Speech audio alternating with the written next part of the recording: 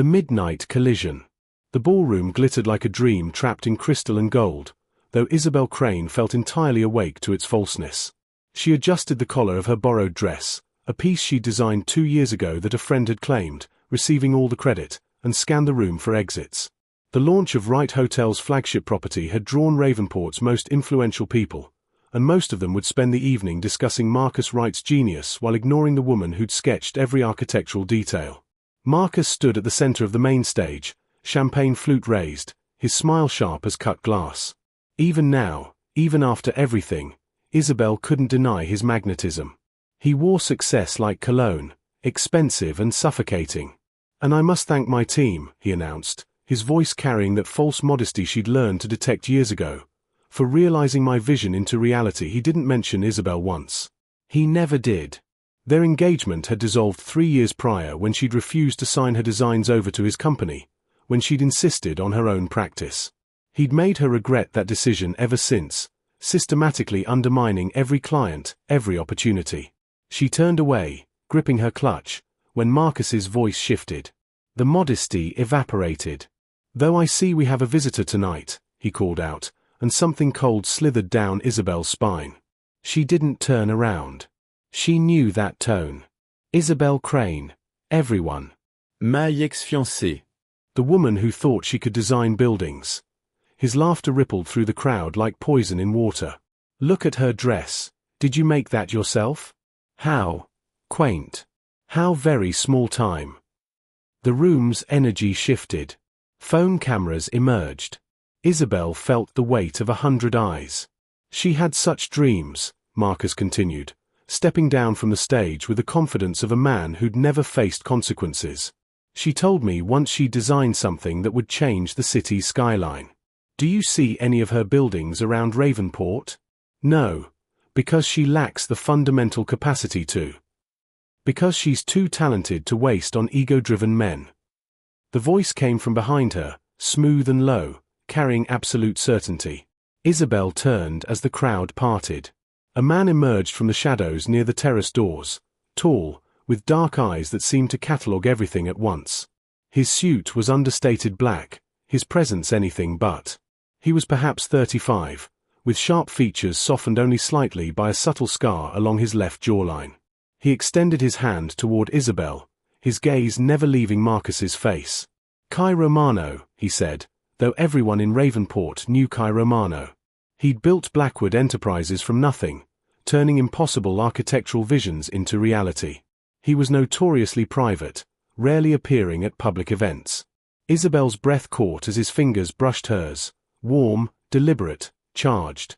"I've been following your work for years, Miss Crane," Kai continued, his voice carrying through the sudden silence. "The Riverside Pavilion. The merged tower designs. The restoration projects in the historic district. All rejected by Ravenport's supposedly visionary developers because they demanded innovation that made them uncomfortable." Isabel's mouth opened, closed. The Riverside Pavilion was a concept she'd never shown anyone outside her closest confidants. "Mr. Romano," Marcus said coolly, "I'm not sure where you're getting your information." "From the woman who designed them," Kai said. He guided Isabel's hand to his arm with a gesture that felt protective and possessive simultaneously. "The woman who's about to show this city exactly what she's capable of. Unless she's interested in dinner, that is. I find I've lost my appetite for this particular evening." His dark eyes met hers, and something electric sparked between them, recognition, curiosity, something neither of them could name. The ballroom held its collective breath. Marcus's face flushed crimson. Isabel, her heart hammering against her ribs, found herself nodding.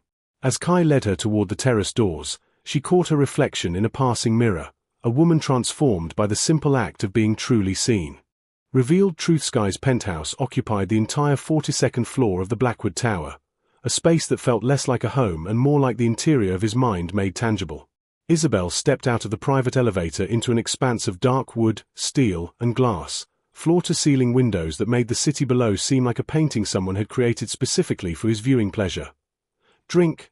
Kai asked, moving toward a minimalist kitchen that gleamed like surgical steel. "Information," Isabel replied, her voice steadier than her hands. She clasped them together, watching as he smiled, A real smile, not the performed expression she'd seen downstairs. You said you've been following my work. The Riverside Pavilion was a private concept. I never showed it to anyone except my closest friend, and I trust her completely.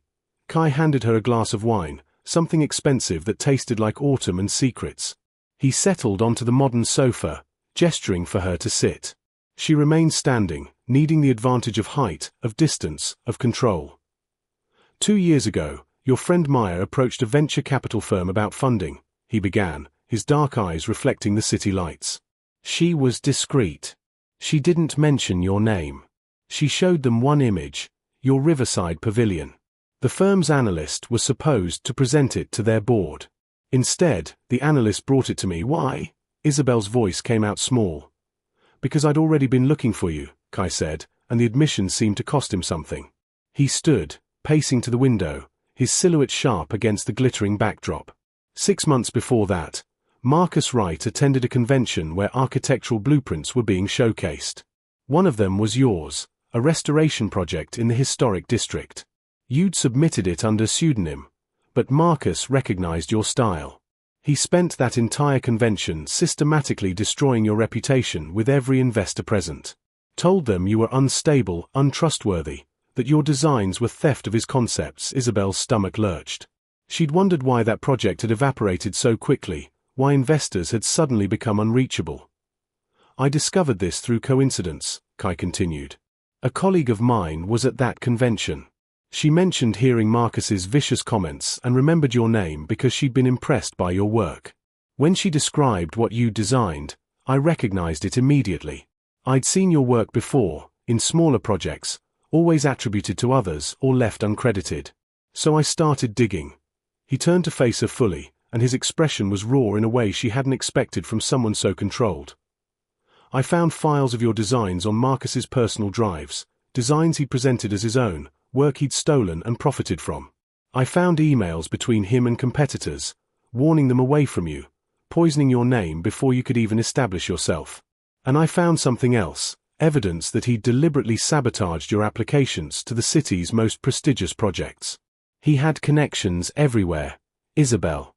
He made sure you couldn't succeed. Tears blurred her vision. She'd suspected Marcus's interference, but hearing it confirmed, knowing the depth of his deliberate cruelty, hollowed her out. Why didn't you tell me? She whispered. Because I didn't know you, Kai said, moving closer, his voice dropping. And because once I started investigating Marcus, I started investigating you. I read every interview you'd ever given. I studied your design philosophy. I looked at the world the way you designed it, and I couldn't stop looking. He paused, his jaw tightening. I became obsessed. I knew that was wrong, that it crossed a line. So I decided on a different approach. I decided to give you opportunities to succeed on your own merit. The Riverside Pavilion, Isabel breathed, was purchased by a shell company I own, Kai confirmed. The client requested you specifically, or rather, I ensured they understood you were the only designer capable of the vision. Every significant project you've worked on in the past year was orchestrated. The connections, the clients, the commissions, all of it was me, creating a path for you because Marcus had blocked every other route. Isabel felt something dangerous unfold in her chest, anger, gratitude, violation, and something far more complicated. You bought me, she said quietly. No, Kai responded, his voice sharp. I bought your talent the freedom to exist. There's a difference. He stepped closer, close enough that she could see the faint scar on his jaw more clearly, close enough to notice the vulnerability behind his controlled exterior. You did the work, Isabel. Every design, every concept, that was you. I simply removed the obstacles that mediocre men had placed in your way. That's not how free will works, she said, but her anger was already dissolving into something more complex. She'd felt like a failure for so long, had internalized Marcus's cruelty as truth. The idea that he'd orchestrated her humiliation, that her struggles had been engineered rather than earned, shifted something fundamental in her understanding of herself. No, Kai agreed. But neither is being systematically destroyed by someone who claims to love you. He reached out, his fingers brushing a strand of hair from her face, a gesture so tender it contradicted everything she believed about him. I didn't save you tonight because I'm noble. I did it because I couldn't watch you believe his lies for one more second. And I did it because somewhere in the past year, while I was orchestrating your success, you orchestrated mine. Your designs changed how I see the world. You changed how I see myself." Isabel's breath caught. The penthouse felt suddenly smaller, the space between them charged with electricity that had nothing to do with the city lights. "You should be angry," Kai continued, his dark eyes searching hers. "You should throw your glass at me and leave and never speak to me again. I violated your privacy. I manipulated your circumstances. I played God with your life because I couldn't accept not having you in it."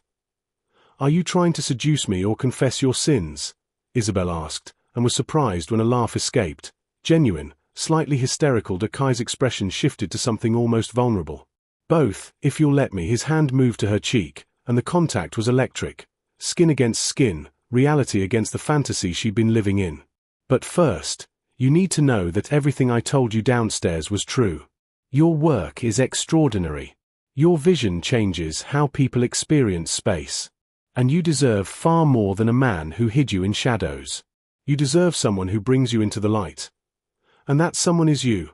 Isabel asked, though she already knew the answer, knew it in the way her body responded to his proximity, in the way her breathing matched his, in the way his thumb traced her cheekbone with devastating gentleness. "If you'll have me," Kai said, and the rawness in his voice suggested this was the most honest thing he'd ever said to anyone. "With full knowledge of what I've done, of how I've manipulated the situation. I can't undo my actions. But I can promise you this, from this moment forward, I'm done playing God. If you want me, it's your choice. Completely, authentically yours." Isabel should have been horrified by his confession. Instead, she found herself leaning closer, drawn by the contradiction of him. This powerful man, this billionaire who controlled everything, asking for permission like a supplicant. Her hand found his chest, felt his heartbeat accelerating beneath expensive fabric. "Your honesty is almost worse than your manipulation," she whispered. "I know," Kai said, and then his lips found hers, and the kiss was devastating. All the longing he'd apparently been containing for months poured into the contact. His hands moved to her waist, pulling her closer, and Isabel felt the foundations of her world reshape themselves around this moment, around him, around the undeniable chemistry that had ignited the moment he'd taken her hand downstairs. When they finally broke apart, both breathing heavily, Kai rested his forehead against hers. "Stay tonight," he said. It wasn't a question. Isabel should have said no. Instead, she nodded, and felt herself crossing a threshold from which there was no return. Dangerous games. Marcus Wright didn't accept rejection well. Isabel learned this the hard way when he began his campaign to destroy Kai Romano. He started subtly, whispered comments to business associates about Kai's ruthless methods, insinuations about ethical breaches in his dealings. Within a week, articles began appearing in Ravenport's business press questioning Blackwood Enterprises' acquisition strategies. Nothing provable, nothing concrete, but enough to create doubt. Kai's response was silence. Isabel found this infuriating. "He's lying," she said, standing in his penthouse office 2 weeks after the hotel launch, surrounded by floor-to-ceiling monitors displaying headlines, stock prices, and social media commentary. "He's fabricating accusations. You should respond. You should destroy him the way he's tried to destroy everyone else." Kai sat at his desk, reviewing documents with the detached focus of someone used to compartmentalizing crisis. He didn't look up.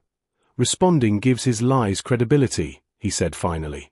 "The best response is to make him irrelevant."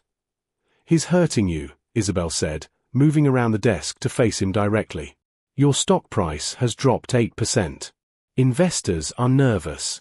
You're being associated with corruption because Marcus started these rumors. And it will recover," Kai said calmly, "because my company is solid. Because the people who matter know the truth." Finally, he looked at her, and she saw the exhaustion beneath his composure. "This is what I was trying to protect you from, Isabel. This kind of scrutiny. This kind of power play." "I didn't ask for protection," she said, her voice sharp. "I asked for honesty. And honesty means fighting back when someone attacks you." Kai stood, moving to the window. The city spread below them like a kingdom under siege. "If I fight back the way you're suggesting, I become him. I start justifying my actions through vengeance. I lose the moral high ground." "The moral high ground is useless if he destroys you," Isabel said, but even as the words left her mouth, she recognized them as Marcus's philosophy. He'd always justified his ruthlessness as necessary, as practical that the charity gala arrived like an intervention. Kai had planned to skip it, but Isabel insisted on attending, a decision that would haunt her for weeks afterward. She wore sapphire silk that clung to her curves like water, and Kai watched her with an intensity that made her both powerful and fragile. They arrived together, and the speculation was immediate. Ravenport's elite recognized the implications of Kai Romano appearing publicly with a woman, of his hand settling possessively at the small of her back. The evening proceeded relatively smoothly until Marcus arrived. He brought a woman, some minor socialite who clearly didn't understand she was a prop in his performance. His expression when he saw Isabel and Kai together was pure calculation masked as surprise. "Well," he said, moving toward them with the confidence of a man who believed himself untouchable, "this is unexpected. Kai, I had no idea you developed such varied interests. Though I suppose she comes with certain advantages for you professionally." "Choose your next words very carefully," Kai said, his voice dropping to something dangerous. Marcus laughed, but it held an edge of desperation. "I'm simply making an observation. Isabel is talented, yes, but her real value is in her connections to me, isn't it? Without my exposure, without your theft and sabotage," Isabel said quietly. She stepped forward, abandoning Kai's touch, a small act of independence that seemed to shake him. "Without the fact that you stole from me for years while systematically destroying my reputation. Everyone here knows that now, Marcus. Because Kai revealed exactly who you are." Marcus's face flushed. "That's slander. It's documentation," Kai interrupted coldly. "Emails. Financial records. Witness testimony from your own employees. It's been provided to the appropriate authorities. You're finished in Ravenport, Marcus. Everyone here understands that." The room had gone silent. Other guests pretended not to listen while clearly absorbing every word. Marcus's eyes shifted between them, and something predatory emerged. "You're welcome to each other," he said smoothly, though his voice carried venom. "Though I wonder, Kai, if you've considered what it says about your character that you had to purchase a woman's company. That you had to orchestrate her entire career just to gain her interest. I simply wonder if that's genuine affection or just another acquisition for you." The words hit their target. Isabel felt Kai's sudden tension, saw the way his jaw tightened. "Come on, Isabella," Marcus said, turning to his companion. "Let's find better company." He walked away, but the damage was done. Isabel turned to Kai and saw the doubt flickering across his features, the question he'd never quite answered for himself. Had he fallen in love with her, or had he fallen in love with the idea of controlling her life, shaping her into someone worthy of his attention? "Kai," she began, but he was already moving away. "I need air," he said, heading toward the terrace. She followed him into the night, where the city sprawled below them like a lover's body. Kai gripped the railing, his knuckles white. "He's right," Kai said finally. "About some of it. I orchestrated your career. I made decisions for you. I told myself it was because I was protecting you, but the truth is more complicated. I was protecting myself. I wanted you to be beholden to me. I wanted to be the man who saved you so you'd never leave me. And now," Isabel asked softly. "Now I'm terrified," Kai admitted. "Because if you choose me without the obligation of gratitude, without the debt of having orchestrated your success, then my hold on you is conditional. It's real. And real is infinitely more fragile than the control I thought I had." Isabel moved closer, understanding finally what lay beneath his controlled exterior, not strength, but fear. The same fear she carried, the same vulnerability she'd learned to hide behind professionalism and ambition. "The real you," she said, reaching for his hand, "the one who's terrified and uncertain, is the one I'm attracted to. Not the billionaire, not the savior, not the man who orchestrated my life. You. The actual you." Kai turned to face her, and his expression was raw. "Then we start over," he said. "No secrets. No manipulation. No debt between us. Just two people choosing each other every single day." Isabel nodded, and when he kissed her this time, it felt like a beginning rather than a continuation, honest, uncertain, and terrifyingly real. Breaking point. The decision to rebuild their relationship on authentic foundations proved infinitely more difficult than the passion that had created it. Kai moved deliberately away from orchestrating Isabel's life, but his controlling instincts were deeply embedded. He wanted to protect her from every disappointment, every difficult client, every moment of rejection. Isabel had to establish boundaries repeatedly, sometimes gently, sometimes with brutal honesty. You're trying to script my career again, she said one evening, reviewing project proposals on the terrace of his penthouse. You're steering me toward the safe options, the prestigious clients, the projects you think will build my reputation most effectively. Yes, Kai admitted without defensiveness. Because I've seen how cruel this industry is. Because I know what happens when talented people expose themselves to the wrong people. And I need to learn those lessons myself, Isabel said. I need to make mistakes. I need to choose poorly sometimes and understand the consequences. I need to be genuinely free, not just free from Marcus. That means being free from you too. The words hung between them like a threat. Kai's expression closed off, that familiar mask of control descending. Are you saying you want to leave? He asked carefully. I'm saying I want to live in my own apartment, Isabel responded. I want to build my own client base, separate from your influence. I want to be with you because I choose you, not because you've become indispensable to my survival. And if you discover you don't choose me, Kai asked, the vulnerability showing through his composure. Then at least we'll both know it's the truth, Isabel said gently. She moved into a small loft in the historic district, modest compared to Kai's penthouse, but entirely hers. The transition was painful. Their relationship, which had burned with such intensity, suddenly had space between it.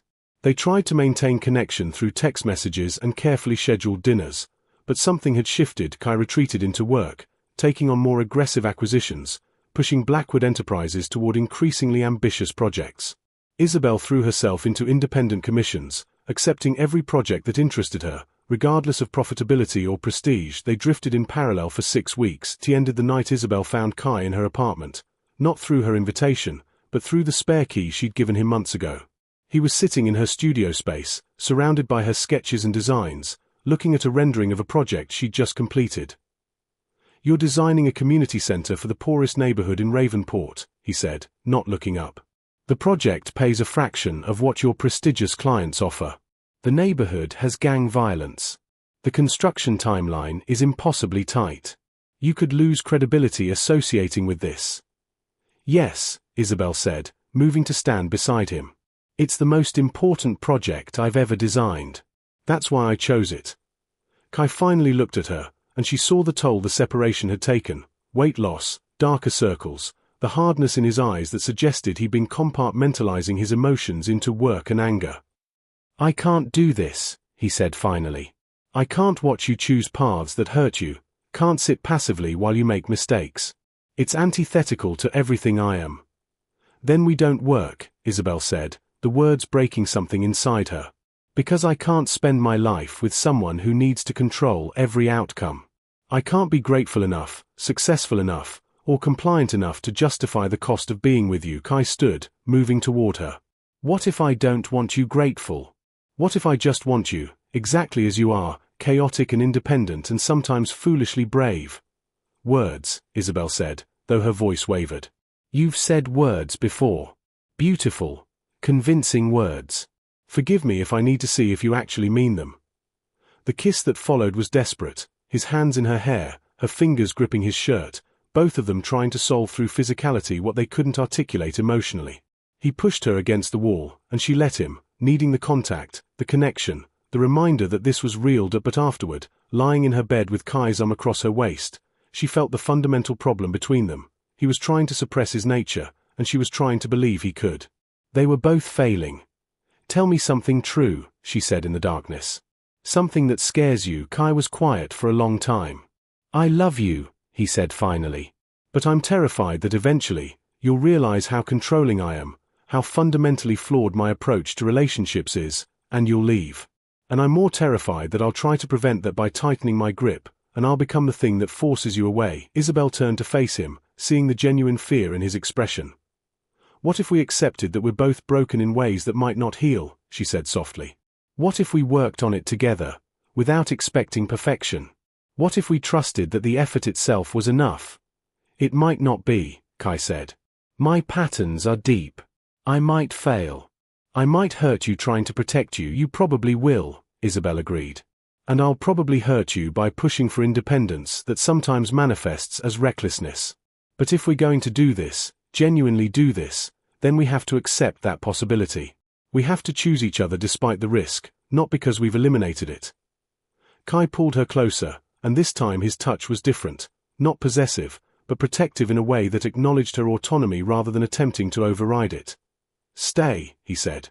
"Not here, I mean, come back to the penthouse, but keep this apartment too. Have both spaces. Have freedom and also have me. Let me try to be the man you actually need, even if it means accepting that I can't protect you from everything." Isabel nodded against his chest, feeling his heartbeat steady and strong. "Then we start again," she said. "Not from the beginning. From here." From the truth of who we actually are, they fell asleep tangled together, and for the first time since Marcus's revelation, the future felt possible rather than precarious. Reconstruction, the community center project, became the foundation of everything. Kai learned to sit in presentations without offering unsolicited suggestions. He learned to read Isabel's designs and understand that her vision was complete without his input. He learned, slowly and imperfectly, to trust that she knew what she was doing. Isabel learned that accepting help wasn't the same as losing independence. Kai's connections, his resources, his business acumen, these could exist alongside her autonomy. She learned to ask for his opinion on specific questions rather than waiting for him to offer unsolicited guidance. They were learning, both of them, that love required constant renegotiation. 3 months into the project's construction, the community center's foundation was laid. The neighborhood gathered for the ceremonial beginning, and Isabel stood beside the empty plot, explaining the design to residents who would eventually use the space. "This is yours," she told them, her voice carrying the passion that made Kai fall in love with her repeatedly. "I designed it for you, but you'll make it meaningful. The architecture is just a container for the life you'll build inside it." Kai watched from the periphery, understanding that this moment, this creation of space where people could grow, could flourish, could become, was what made her extraordinary. Not the prestigious projects, not the recognition from Ravenport's elite, but this gift of space offered without expectation. That evening, in the penthouse that had become less of a shrine to control and more of a shared sanctuary, Kai presented her with something. "I need to clarify something," he said, leading her to the office where floor-to-ceiling windows displayed the city they'd both helped shape. On the desk sat architectural drawings, not of a building, but of something more complex. A design that blended multiple aesthetic philosophies. "I purchased the property where your community center stands," Kai said quietly. "I didn't tell you because you specifically asked me not to. But I'm telling you now because it's important you know that even before we started this relationship, I owned the ground beneath your vision. My intention was always to give you the most valuable real estate in that neighborhood, to ensure your project could exist at maximum scale." Isabel's expression shifted through confusion to understanding to something more complicated. "You did it anyway," she said. "Even after we agreed to stop orchestrating each other's lives, you went ahead with your plan." "Yes," Kai said, and there was no defensiveness in his voice, only honesty. "Because in this instance, my desire to support you and my need to control aligned. But I'm telling you now because transparency matters more than protecting my intentions. You deserve to make an informed decision about whether you want to continue in a relationship with someone who, despite his best efforts, will always want to remove obstacles from your path." Isabel studied the architectural drawings, designs that incorporated her aesthetic with his understanding of structural integrity and spatial efficiency. "Did you design these?" she asked. "We designed them," Kai corrected. "Years of looking at your work, understanding your philosophy. I internalized your language. These are mine, but they're also written in your voice." "That's beautiful and also slightly alarming," Isabel said, but she was smiling. "You've essentially absorbed my design philosophy into your own consciousness." "Yes," Kai agreed. "Which should probably concern both of us. I'm essentially obsessed with you on a molecular level."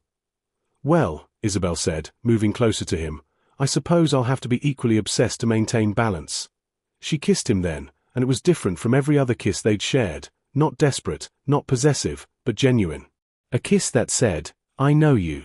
I know what you're capable of, both beautiful and damaging.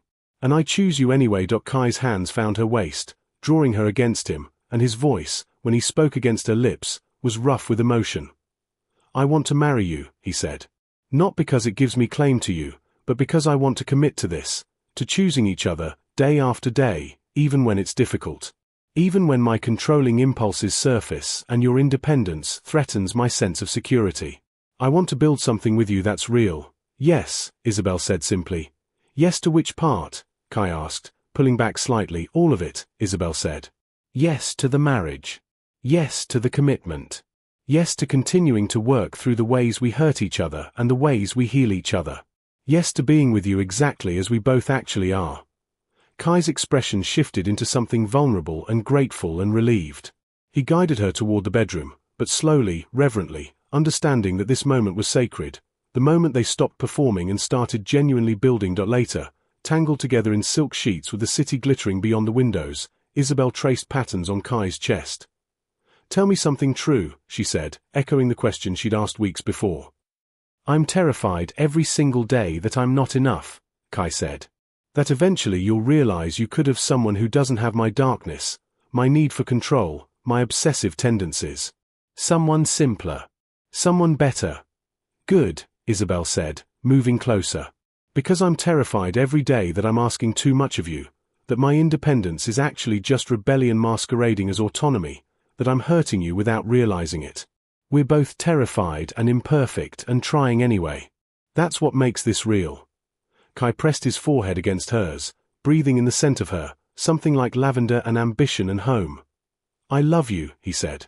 Even knowing that love is the most dangerous thing I've ever attempted. Especially knowing that. I love you too, Isabel said. Even though you're still trying to orchestrate my life, just more subtly now. Even though you purchased the land beneath my project without asking.